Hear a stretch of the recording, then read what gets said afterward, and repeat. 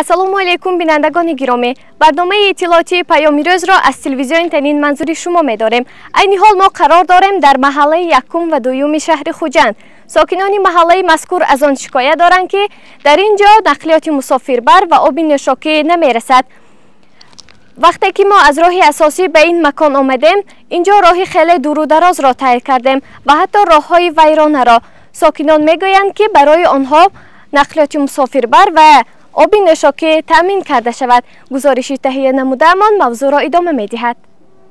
сокинони маҳаллаи якум ва дуюми шаҳри Хуҷанд аз норасоии оби нӯшокӣ танқисӣ мекашанд. эшон мегӯянд ки аз рӯзҳои аввалӣ ба ин ҷо омаданашон бо оби нӯшокӣ таъмин нашудаанд.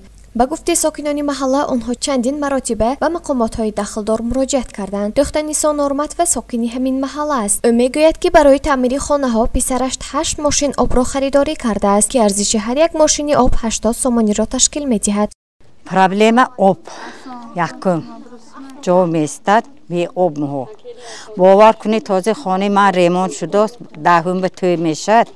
ҳамин ҳафтаи худаш ба 8 мошин об харидем. 80 сомон ҳисоб кунед чанд пул мешавад барои ремонт. бо хӯйданомо Насимҷон мебинед, медонед, мекашонад оба. гулизор Собирова таи 12 сол мешавад ки дар ҳамин маҳалла зиндагӣ мекунад. ба гуфти худи ӯ аз рӯзҳои аввалӣ ба ин ҷо омаданаш дар ин макон оби нӯшокӣ набуд. ӯ арз менамояд ки барои нӯшидану шустушӯ барои рӯзгор ҳар моҳ қариб 4 маротиба бо арзиши 80 сомони об харидорӣ мекунад. оби нӯшокӣ нест ки оби нӯшокиҳо мо харида ман як маҳба 80 сомонӣ гӯё 4 бор ман 4 мошин об мехарам да.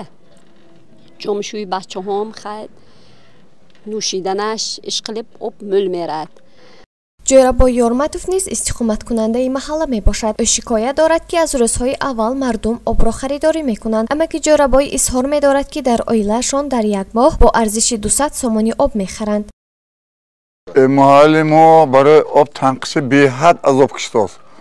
бачаҳо ба клашка гиром об мефурад, об гиром мебурад. инҷо оби хӯданӣ нест аст. ҳоли стройкаш осистад. нӯштани об нест аст. бачаҳо анҷомаш чирки мешавад, шустан ба об нест аст. як моҳ то 200 сомон об мехарам ман. ҳозир шароити хеле зисти зиндагони ва акҷо ман ҳар бори инҷо об мехарам. об харидан бо худ шароит дуруст нест. ман худам коргар не, ман пенсия мегирам.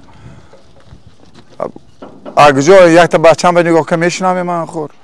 хонаҳое ки инҷо бунёд шуданд аз обҳои харида сохтмонашон ба анҷом расидааст. дарахтони маҳаллаи мазкур аз беобӣ хушк шуданд. агар ба инҷо об гузаронанд маҳалла обод мешавад, мегӯяд сокини ҳамин маҳалла Гулсара Абдуллоҷонова.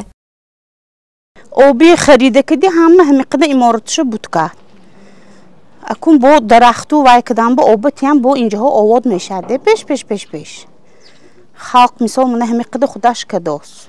барои ҳаллу фасли ин муаммои маҳалла мо бо сармутахассиси шӯъбаи сармоягузории корхонаи воҳиди давлатии коммуналии Хуҷанд Обуканал Раҳмат Бурҳонов суҳбат гузаронидем. зимни суҳбат Раҳмат Бурҳонов иброз намуд ки аз соли 2015 корхонаи воҳиди давлатии коммуналӣ ба нақша гирифтааст ки аз маҳаллаҳои якум то 14 шаҳри Хуҷандро бо оби нӯшокӣ таъмин намояд.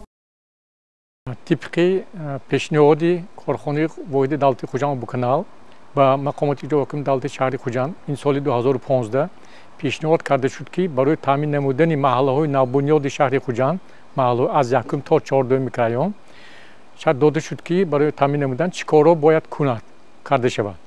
ва он шарти техникӣ иборат аз кофтани чоҳҳои амудӣ, кашидани қубурҳои обрасонӣ, сохтмони иншооти обдиҳӣ, сохтмони ҳавзи оби тоза иборат буд ки он аз тарафи корхонаҳои сохташавандаи мақомоти ҳокими давлати шаҳри Хуҷанд, яъне ки ДСП мегӯем, аз ҳисоби буҷети мутамарказонидашуда, буҷети яъне ки ҷумҳуриявӣ маблағгузорӣ оғоз гардид. аз соли 2016 корро оғоз гардид. яъне ки дар ҳудуди иншооти обдиҳи рақами 4 воқеъ дар маҳаллаи 18 3 адад чоҳи нави обкашӣ кофта шуд, об бароварда шуд. 3 адад чоҳи мавҷуд буда аз таъмир бароварда шуд.